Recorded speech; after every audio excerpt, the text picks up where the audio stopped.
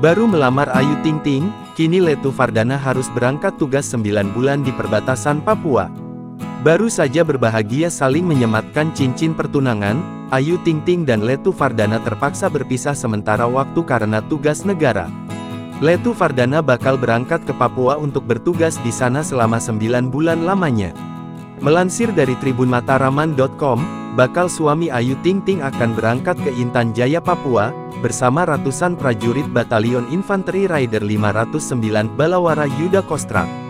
Upacara keberangkatan 450 prajurit Tentara Nasional Indonesia TNI Angkatan Darat tersebut, dipimpin oleh Bupati Jember Hendi Siswanto di lapangan Batalion Infanteri Raider 509 Kostrad, Kamis tanggal 15 Februari tahun 2024.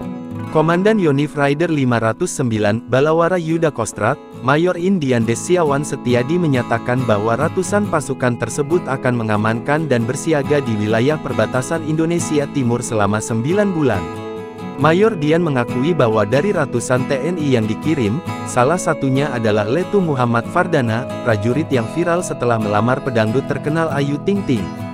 Betul, itu adalah danki kami, dia berangkat dengan semangat. Nanti kabar pernikahannya, setelah penugasan, katanya. Sebelum ditinggal dirinya bertugas ke Papua, Letu Fardana tampak meninggalkan sebuah hadiah untuk sang kekasih. Usut punya usut, hadiah tersebut berupa karangan bunga yang ia berikan pada momen Hari Valentine kemarin. Hal tersebut pun diunggah oleh Muhammad Fardana di dalam Instagram pribadinya, @drazala, Jumat tanggal 16 Februari tahun 2024.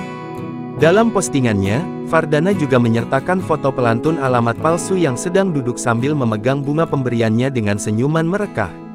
Pada unggahannya tersebut, terdapat juga sebuah kartu ucapan yang begitu manis di dalamnya. Download Tribun X sekarang, menghadirkan lokal menjadi Indonesia.